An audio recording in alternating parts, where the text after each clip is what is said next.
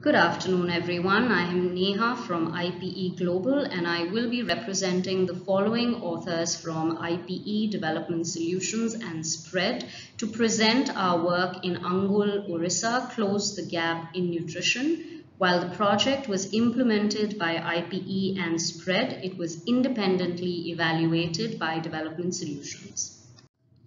A key rationale for us to implement a project of this nature was that while overall access to Anganwadi Center services has increased in a state like Orissa, we find that the access to services to marginalized groups like scheduled tribes is still a challenge.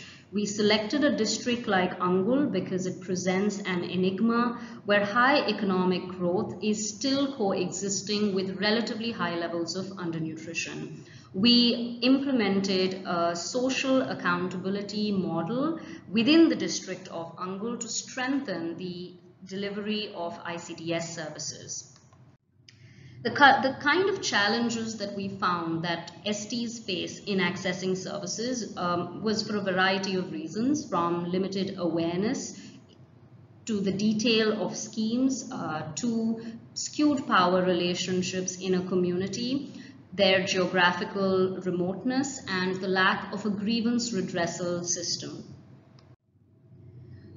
Based on the challenges that we studied, we created a model which was based on a demand-driven grievance redressal mechanism, leveraging the ICDS mandated community monitoring committees, the Janch and Mathru committees in the state. Our intervention design had 5 components.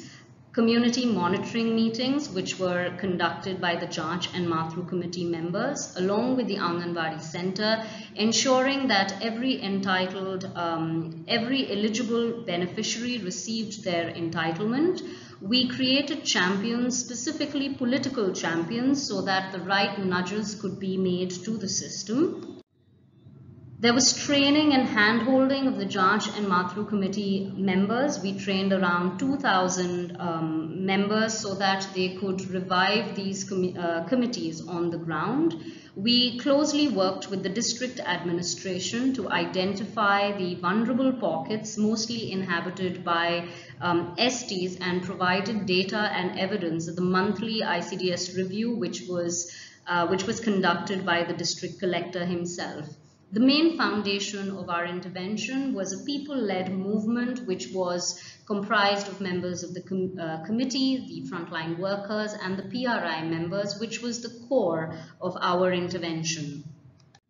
The key results from our project was that we saw an increase in access in the number of beneficiaries who received 12 eggs per month by 42%. There was an increase in the number of beneficiaries receiving the wheat chatwa by 22%, and there was an increase by 22% in children in the age group of 3 to 6 years who received take-home rations. There was an overall activation of Janch and Mathru committees. There was an enhanced stakeholder engagement and awareness on the issue of nutrition gaining prominence and importance in the district. In addition, because of the impact of the intervention, the government gave approval to establish 150 Anganwadi centers through the District Mineral Fund. Over 1,300 tribal children benefited from an innovative solution led by the district collector to provide hot cooked meals cooked by the SHG members in their hamlets.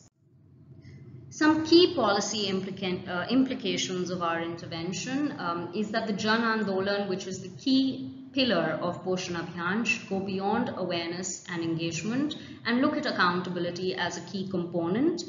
Institutionalizing community monitoring mechanisms under the ICDS in states like Orissa where they are mandated, implementation of the social audits under National Food Security Act, and really focus on bridging the nutrition inequities with context-specific interventions for STs and especially PDTGs. Thank you so much.